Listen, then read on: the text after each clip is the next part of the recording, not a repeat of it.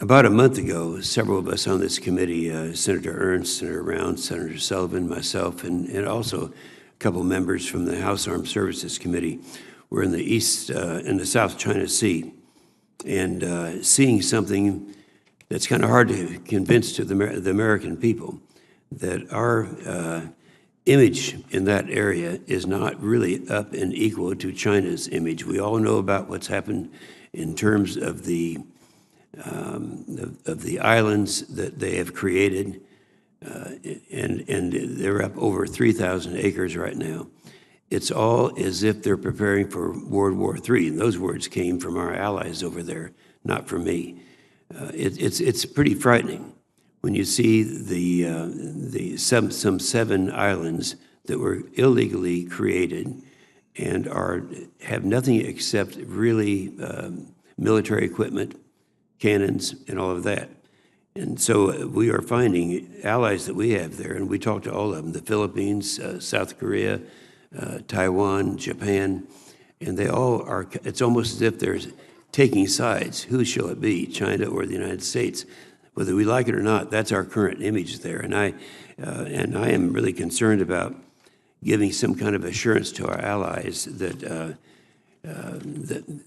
we are being prepared in a different way that may not be visible now. Do you have any thoughts about that, Secretary Wilson?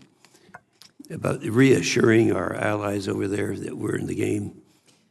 Mr. Chairman, our responsibility is to be strategically predictable to our allies and to be there, and to be operationally unpredictable to our adversaries. Good. The Chief and I went to the Pacific, to the Philippines, South Korea, Japan.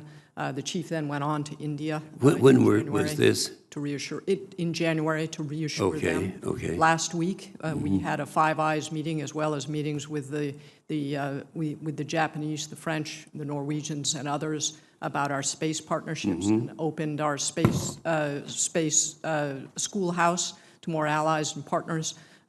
We are stronger together than we are alone. And I don't know if the Chief wants to talk a little more about our operational partnerships.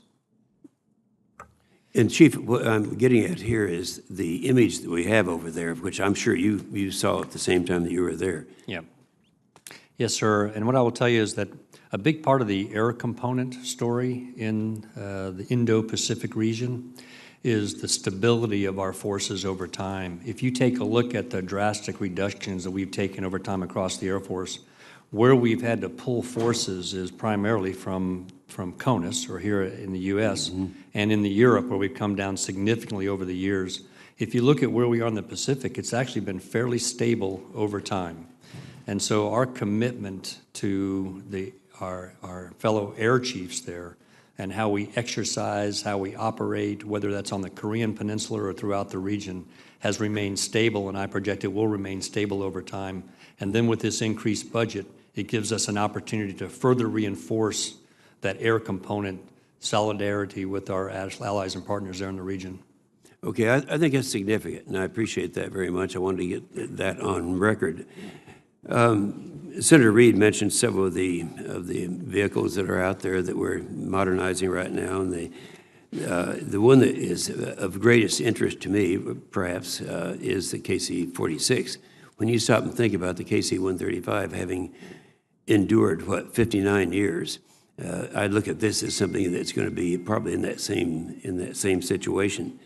Secretary Wilson, we're anxious for the first KC-46 to get delivered to the Air Force, and we understand that's going to happen this year. And we've had some delays on the first delivery, and we're all very interested in that.